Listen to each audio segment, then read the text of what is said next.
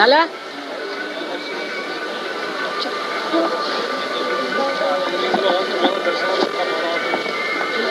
अहो तुम्ही दिसलेच नाही मला. तुमचा हिशोब करायचा आहे. उद्या सकाळी येतो. त्यांना घेऊन येतो उद्या तिला. त्यांना घेऊन येतो उद्या ते हे कॅटलॉग वगैरे घेऊन येतो उद्या त्याला. बरोबर. उद्या सकाळी. आताच काय आता बरं चाललंय. अजून केंद्र सुरू करतो ना. नाही थांबा थोडे अजून हात तुमचे नाही. नाही आता काय बाहेर नाही आता हांडे सुद्धा तुम्ही प्रत्येक माणसाशी कशाला कसं समजावून सांगायचं. नवीन मनुष्य येतो की तो मला सांगतो ते एक हांडे म्हणून वेडा मनुष्य आहे तो आमच्या मागे लागला. तुम्ही प्रत्येक नवीन माणसाशी कशाला बोलता. हांडे थोडंसं लक्षात घ्या. सहयोगात आधी गहन व्हा. असं करू नका. तुम्ही जो मनुष्य आला त्याच्याशी बोलता मग तुम्हाला माहिती नाही तो कोण आहे का कमिशनर आहे का कोण आहे. ते निरोप आला माझ्याकडे तिकडे एक मनुष्य आहे वेड्यासारखा सगळ्यांशी बोलतो.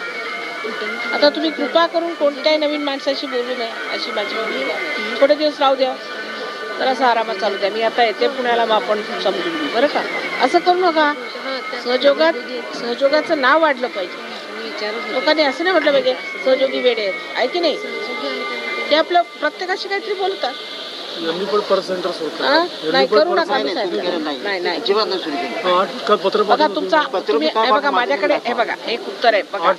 थांबा तुम्ही हात माझ्याकडे करा बघा. आता थरथरच होता तुमचा.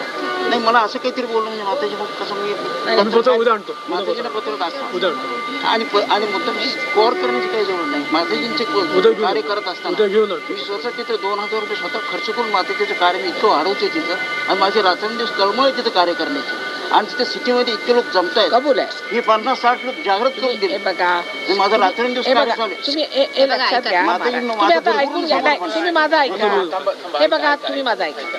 तुम्ही जोपर्यंत नीट होत नाही आम्हाला पाहिजे ना आमचं कार्य. मी का नाही म्हणणार. एक विचार तुम्ही बघा तुम्ही जे करणार तेच आम्ही करतोय ना. मी का म्हणते सध्या नको कारण तुमच्या हातून जे लोक जागृत होतील त्यांना त्रास होणार हे लक्षात ठेवा. मी तुमची आई आहे. मी तुम्हाला खरं ते सांगते वाईट नाही वाटून घ्यायचं. तुम्ही उत्तम व्हा आधी. तुम्ही उत्तम झाले म्हणजे मग कार्य करा ना. ऐकी नाही गोष्ट कुणाला त्रास नाही झाला पाहिजे.